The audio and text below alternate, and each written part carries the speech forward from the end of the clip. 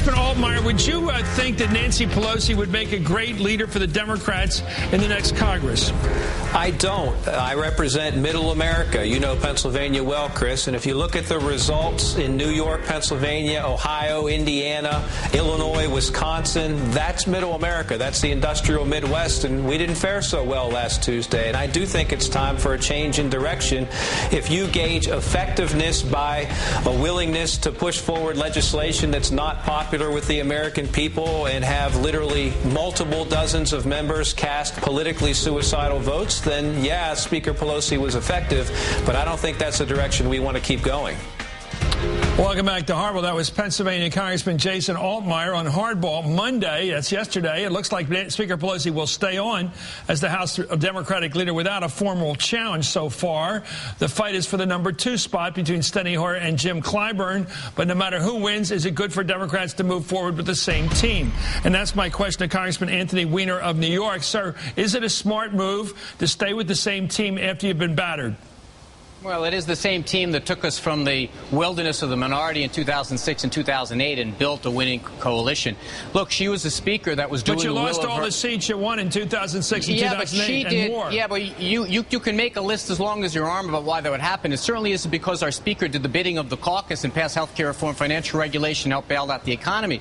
Look, the speaker acts on behalf of the body, and overwhelmingly Democrats were saying we want to try to solve these problems. I mean, of all the people that deserve blame here, I think Nancy is the last of them. The president didn't do a good job. The health care took too long. The Senate jacked us up more times than I can imagine. Certainly wasn't Nancy Pelosi. Well, why are the Republicans jumping on her everywhere? Even in Philly, when I was home a couple weekends ago, all it was ads attacking, Republican ads or outside ads, attacking Pelosi, even against candidates who weren't even incumbents. They were blaming her or blaming them for her. What do you make of this target practice on her? What's it all about? It's about what it always is. Speakers get caricatured. Your former boss, Tip O'Neill, the same exact way. Newt Gingrich. It kind of goes with the territory. But the one thing we don't want to let happen is we don't want to let the Republicans choose our leadership. Yeah, they may say that they're going to target her, and you watch. I mean, we're going to go after John Boehner. He's going to be the face of an unpopular Republican majority for the next couple of years.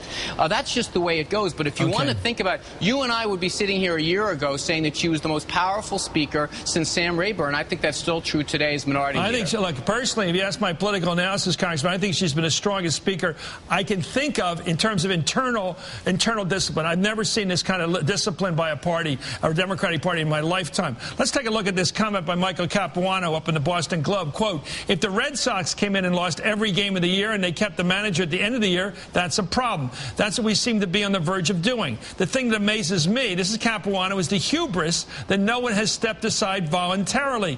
Now, Michael Capuano is a progressive. He's a liberal of the old school. He's got Tip O'Neill's old seat, Cambridge and surrounding areas. He's not one of these Southern guys. Why do you think he's speaking out? Well, first of all, Mike Capuano is one of the smartest guys in the House, and he'd make a great speaker at some point as well. But look, there is this sense that Nancy does have an opportunity, that she should have an opportunity to decide what the terms are that she leaves on. But I just want to make sure it's very clear, and I don't think Mike Capuano would say this either. To say that litany of losses was because of Nancy Pelosi, you could put anyone in that speaker's chair. If they had to deal with the tough hand that she had to deal with this past 2 years, she'd get roughed up pretty good, too. And I have to tell you something. She did the will of not only the Congress, but a lot of members of the American people who say the things that we did were necessary.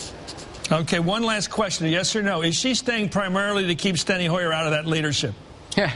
No, I don't believe that's her motivation. You're laughing, but you don't believe that's the real... If she had somebody that she liked succeeding, would she get out of the way? She's trying to box out Weiner. It's pretty clear.